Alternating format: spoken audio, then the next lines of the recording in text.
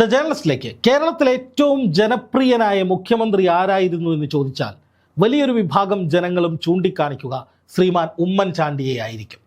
VS. അച്യുതാനന്ദനും നായനാരും EMSും ഒക്കെ ജനപ്രീതിയുള്ള മുഖ്യമന്ത്രിമാരെന്ന നിലയിൽ പലരുടെയും മനസ്സിലുണ്ട് എങ്കിലും അവരെക്കാളൊക്കെ വല്ലാത്തൊരു ആത്മബന്ധം മലയാളികൾക്ക് ഉമ്മൻചാണ്ടിയുമായി ഉണ്ടായിരുന്നു.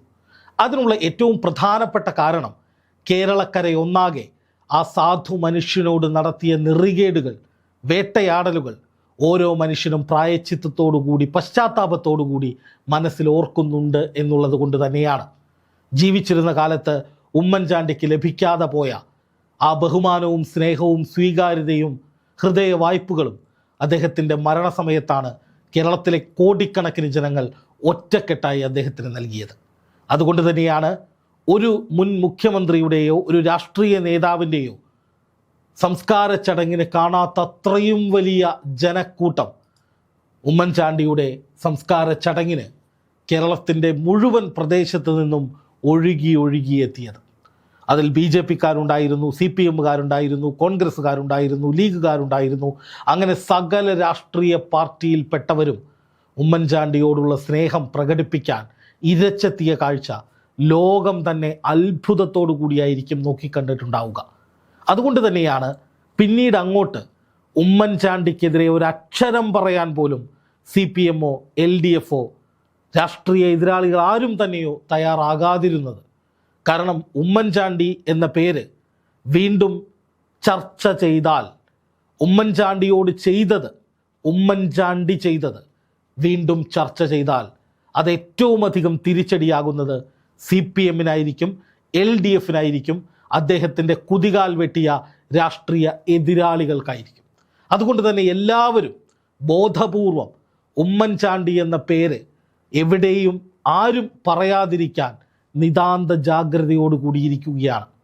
CPMനെ സംബന്ധിച്ച് അവർ പിന്നീട് ആവർത്തിക്കാത്ത, ഒരു കാലത്ത് ഏറ്റവും മോശമായ രീതിയിൽ കടന്നാക്രമിച്ച രണ്ട് പേരുകളേ ഉള്ളൂ.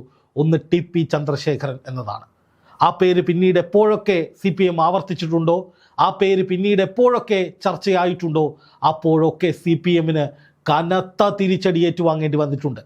വടകരയിൽ ഷാഫി പറമ്പിലിൻ്റെ ഒരൊറ്റ പ്രസംഗത്തിലാണ് KK ശൈലജ ടീച്ചർ അതിദയനീയമായി തോറ്റു തുന്നം പാടിയത്. അതും TP വിഷയം തന്നെയായിരുന്നു. ഉമ്മൻചാണ്ടിയുടെ മകൻ ചാണ്ടി ഉമ്മൻ പുതുപ്പള്ളിയിൽ ഒരു വമ്പൻ വിജയം നേടിയത് അതും ഉമ്മൻചാണ്ടിയുടെ പേര് സകലരും ആവർത്തിച്ചു പറഞ്ഞതിന് തുടർച്ചയായിരുന്നു. TP ചന്ദ്രശേഖരൻ, ഉമ്മൻചാണ്ടി എന്നീ പേരുകൾ പിന്നീട് CPM അങ്ങനെ ചർച്ചയാക്കാൻ മുതിർന്നിട്ടില്ല. അവർ ആ പേരുകളെ മാറ്റി നിർത്തിക്കൊണ്ട് ഒരു സേഫ് സോൺ സ്വയം ചിത്രീകരിച്ചെടുത്ത് അതിലൂടെ മുന്നോട്ട് പോവുകയാണ്. ബാക്കി സകല രാഷ്ട്രീയ എതിരാളികളെക്കുറിച്ചും സകല കാലത്തും എല്ലാ കാലത്തും CPM ആവർത്തിച്ച് പറയാറുണ്ട്.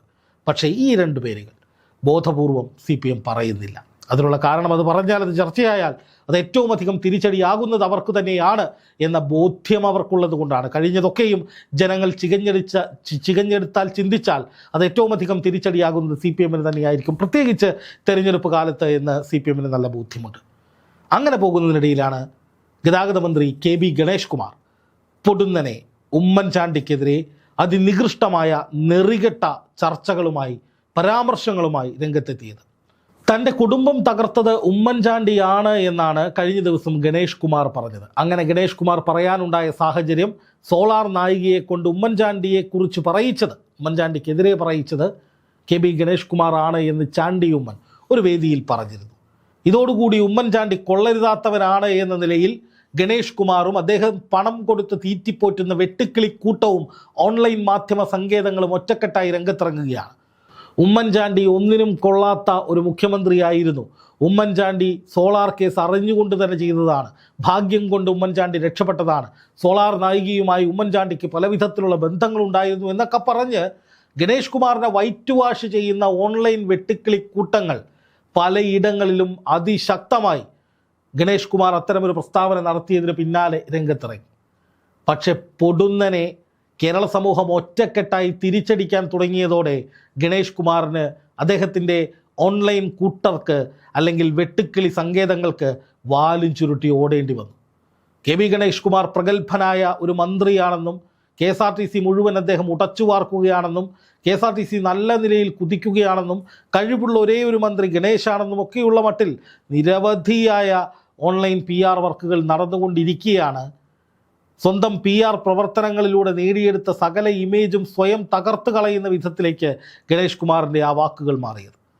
ആ വാക്കുകൾ ഗണേഷിന് തിരിച്ചടിയാകുമെന്ന് ഗണേഷിന് ഉറപ്പായതോടെ ഒരു ഓൺലൈൻ മാധ്യമത്തിന് പോയി അങ്ങോട്ട് ഇൻ്റർവ്യൂ കൊടുത്ത് വെളുപ്പിക്കാനുള്ള ശ്രമവും അടപടലം പാളിയിരിക്കുകയാണ്. കാരണം ഉമ്മൻചാണ്ടിയെക്കുറിച്ച് ഇത്രയും മോശമായി പറഞ്ഞ ഗണേഷ് കുമാർ ഇനി മാപ്പർഹിക്കുന്നില്ല എന്ന് കേരളക്കര ഒന്നാകെ തീരുമാനിച്ചു. അല്ലെങ്കിലും ഗണേഷ് കുമാറിൻ്റെ നില പരുങ്ങലിലാണ്. ഗണേഷിൻ്റെ ആപ്പീസ് പൂട്ടുന്ന അവസ്ഥയാണ് പത്തനാപുരത്തുള്ളത്. കാരണം അവിടെ 50 വർഷത്തിന് ശേഷം കഴിഞ്ഞ തദ്ദേശ തെരഞ്ഞെടുപ്പിൽ UDFന് വലിയ മുന്നേറ്റമുണ്ടായി. ജ്യോതികുമാർ ചാമക്കാലയുടെ നേതൃത്വത്തിൽ വർഷങ്ങളായി നടന്നുകൊണ്ടിരിക്കുന്ന പ്രവർത്തനങ്ങൾ അവിടുത്തെ ജനങ്ങൾ ഏറ്റെടുത്തു. ഊതിവീർപ്പിച്ച ബലൂണാണ് KB ഗണേഷ് കുമാർ എന്ന് ജനങ്ങൾ തിരിച്ചറിയുന്നു. കേരള കോൺഗ്രസ് ബിയുടെ നേതാക്കൾ പലയിടത്തും കനത്ത തിരിച്ചടി തദ്ദേശ തെരഞ്ഞെടുപ്പിൽ ഏറ്റുവാങ്ങി. അങ്ങനെ പത്തനാപുരത്തെ ജയസാധ്യത പോലും ഊഞ്ഞാലിൽ ഇങ്ങനെ ആടിക്കളിക്കുന്നത് പോലെ ഗണേഷ് കുമാറിന് തോന്നുന്ന സമയത്താണ് ഗണേഷ് കുമാർ ഓൺലൈൻ മാധ്യമങ്ങളിലൂടെയും ചാനലുകളിലൂടെയും ഒക്കെ വലിയ തോതിലുള്ള PR വർക്കുകൾ നടത്തുന്നത്. അതായത് രാഷ്ട്രീയപരമായ വിഷയങ്ങളിൽ നിന്ന് മാറിക്കൊണ്ട് പുതിയ ബസ്സുകളുടെ കളറടിച്ചും അല്ലെങ്കിൽ പുതിയതായി വാങ്ങിയ ടാറ്റ സിയറയെ പൊക്കിപ്പറഞ്ഞും ഇന്ത്യയിലെ ഒരേ ഒരു ഗതാഗത മന്ത്രി താൻ മാത്രമാണ് ഇത്രയും പ്രഗത്ഭൻ, അതുകൊണ്ടാണ് ടാറ്റ ഒരു കാർ ആദ്യമേ എനിക്ക് തന്നത് എന്നുമൊക്കെ പറഞ്ഞ് വലിയ ഇമേജ് ബിൽഡപ്പ് ഉണ്ടാക്കുകയാണ്. അങ്ങനെ PR-ന് വേണ്ടി ഒരുപാട് ചെലവഴിക്കുന്ന ഗണേഷ് കുമാർ സമയമടക്കം അങ്ങനെ ചെലവഴിക്കുന്നത് പരാജയ ഭീതി മുന്നിൽ കണ്ടുകൊണ്ടാണ് എന്ന ചർച്ചകൾ ഒരു വശത്ത് ശക്തമായിരിക്കുമ്പോഴാണ് ഉമ്മൻചാണ്ടിയിലൂടെ ഗണേഷിൻ്റെ പതനം അതിന് തുടക്കം കുറിക്കുന്നത്. ഉമ്മൻചാണ്ടിക്കെതിരെ ഗണേഷ് കുമാർ പറഞ്ഞ നിമിഷം മുതൽ ഗണേഷ് കുമാറിൻ്റെ വാർത്തകൾ, അയാളുമായി ബന്ധപ്പെട്ട സോഷ്യൽ മീഡിയ പോസ്റ്റുകൾ, ഇതിനൊക്കെ വലിയ തോതിലുള്ള നെഗറ്റീവ് ഇമ്പാക്റ്റാണ് ഉണ്ടാകുന്നത്. അതായത് ജനങ്ങൾ ഗണേഷ് കുമാറിനെതിരെ ശക്തമായി തിരിഞ്ഞിരിക്കുന്നു.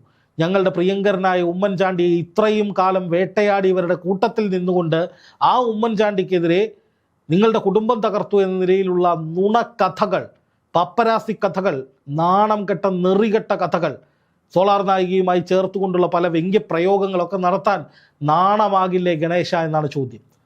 കാരണം കേരള ചരിത്രത്തിൽ ഇത്രയധികം അലിഗേഷൻസ് ഏറ്റുവാങ്ങിയ, ഇത്രയധികം ആരോപണങ്ങൾ നേരിട്ടുകൊണ്ടിരിക്കുന്ന ഒരു മന്ത്രി ഉണ്ട് എന്ന് തോന്നുന്നില്ല.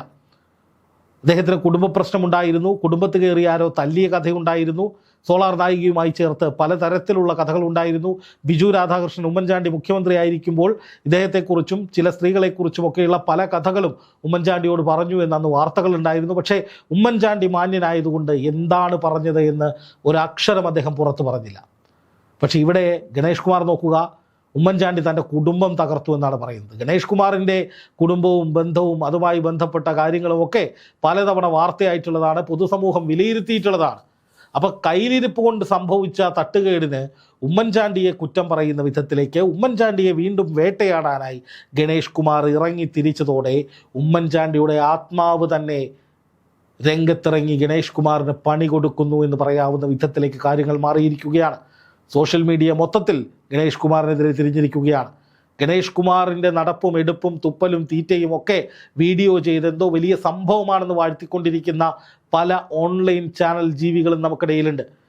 കുറേ സോഷ്യൽ മീഡിയ പേജുകളുണ്ട്. ഫേസ്ബുക്കിൽ ഗണേഷ് കുമാറിൻ്റെ ഒരു ബ്രിഗേഡ് തന്നെയുണ്ട്. എല്ലാ ഫോട്ടോയ്ക്കിടയിലും എല്ലാ വീഡിയോയ്ക്കിടയിലും പോയിട്ട് മുഖ്യമന്ത്രിയേക്കാൾ കേമനായിട്ടുള്ള, അല്ലെങ്കിൽ മുഖ്യമന്ത്രിയേക്കാൾ പവർഫുള്ളായിട്ടുള്ള, ഈ ലോകത്തെ ഏറ്റവും നല്ല ജനകീയനായിട്ടുള്ള മന്ത്രി എന്ന നിലയിലൊക്കെ തുടർച്ചയായി ഗണേഷിൻ്റെ വീഡിയോകൾക്ക് കമൻ്റ് ഇടാനും അദ്ദേഹത്തിൻ്റെ ഫേസ്ബുക്ക് പോസ്റ്റുകൾക്ക് അടിയിൽ പോയിട്ട് കൈയടിക്കാനും ഒക്കെ ഇവിടെ കുറേ ആളുകളെ സജ്ജമാക്കി നിർത്തിയിട്ടുണ്ട്. പക്ഷെ അവർക്ക് പോലും ഇപ്പോഴുണ്ടാകുന്ന ജനങ്ങളുടെ എതിർപ്പ് മറികടക്കാൻ സാധിക്കുന്നില്ല എന്നുള്ളതാണ് യാഥാർത്ഥ്യം. എന്ന് മാത്രമല്ല, ഗണേഷ് കുമാർ ഉമ്മൻചാണ്ടിക്കെതിരെ അത്രയും ഗുരുതരമായ പരാമർശങ്ങൾ നടത്തിയിട്ട് CPM അത് ഏറ്റെടുത്തിട്ടില്ല, LDF അത് ഏറ്റെടുത്തിട്ടില്ല. എന്തിന്? ഗണേഷ് കുമാറിൻ്റെ പാർട്ടിയിൽപ്പെട്ട നേതാക്കൾ പോലും ഗണേഷിനൊപ്പം നിന്നിട്ടില്ല. അതിൻ്റെ കാരണം എന്താണെന്നറിയോ? ഞാൻ ആദ്യം പറഞ്ഞത് തന്നെയാണ്. ഉമ്മൻചാണ്ടിയെ, സോളാർ വിഷയത്തെ ഒക്കെ ഈ തെരഞ്ഞെടുപ്പിൽ ചർച്ചയാക്കിയാൽ ഏറ്റവും അധികം തിരിച്ചടി കിട്ടാൻ പോകുന്നത് അത് ഗണേഷ് കുമാറിന് തന്നെയാണ്. ഗണേഷ് കുമാർ അതുകൊണ്ട് തന്നെ വായിൽ നിന്ന് വീണുപോയ ആ ഒരു വാക്ക്, അതിനെ തുടർന്ന് പിന്നീട് ഉമ്മൻചാണ്ടിക്കെതിരെ സ്വന്തം ബ്രിഗേഡിനെ ഉപയോഗിച്ച് നടത്തിയിട്ടുള്ള കടന്നാക്രമണങ്ങൾ ഒക്കെ തിരിച്ചടിക്കുന്നു എന്ന് മനസ്സിലാക്കി സ്വയം മുഖം രക്ഷിക്കാൻ ചില ഡൂക്കിലി ഓൺലൈനുകൾക്ക് അഭിമുഖം കൊടുത്ത് വലിയ സംഭവമാണെന്ന് പറഞ്ഞ് വീണ്ടും PR-ഉമായിട്ട് ഇറങ്ങിയിട്ടുണ്ട്. എത്ര രൂപയാണ് ഈ മലയാളി ചാനലുകാരൊക്കെ പൈസയായിട്ട് മേടിക്കുന്നത് എനിക്കറിയില്ല, കൊടുക്കുന്നുണ്ടോ എന്നും അറിയില്ല. പക്ഷേ PR വർക്കാണെന്നല്ല, ഒന്നാം തരം വർക്കാണെന്ന് കണ്ടാൽ അറിയാം. കാരണം ഗണേഷ് കുമാർ പെട്ടുപോയിരിക്കുന്നുവെന്ന് ഗണേശിന് ബോധ്യം വന്നതോടെ അതിനെ അതിജീവിക്കാൻ പെടാപ്പാട് പെടുകയാണ്. എന്നാൽ മാടമ്പി ഈഗോ മനസ്സിലുള്ളത് കൊണ്ട് ഉമ്മൻചാണ്ടിയോട്, ചാണ്ടി ഉമ്മനോടൊരു മാപ്പ് പറയാൻ ഗണേശ് തയ്യാറാകുന്നില്ല. അത് ഗണേശിന് മാത്രമല്ല CPM-നും ശക്തമായി തിരിച്ചടിയാകുമെന്ന് തന്നെയാണ് വിലയിരുത്തപ്പെടുന്നത്.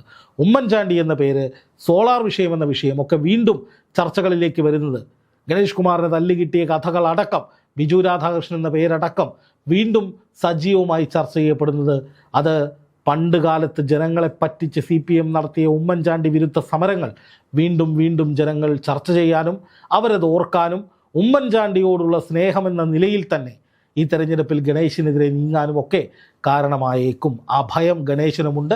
അതുകൊണ്ടാണ് ഗണേശ് എങ്ങുമില്ലാത്ത വിധത്തിലുള്ള മുടിഞ്ഞ PR വർക്കുകളുമായി രംഗത്തെത്തിയിരിക്കുന്നത്. എന്തായാലും ഗണേശൻ്റെ ആപ്പീസ് പൂട്ടുന്ന വിധത്തിലേക്ക് ഉമ്മൻചാണ്ടിയുടെ ആത്മാവിനെ മനസ്സിൽ പേറുന്ന ജനങ്ങൾ ഇറങ്ങിയതോടെ നിൽക്കക്കള്ളിയില്ലാത്ത അവസ്ഥയിലേക്ക് ഗണേഷ് കുമാർ മാറിയെന്ന് തന്നെ പറയാം.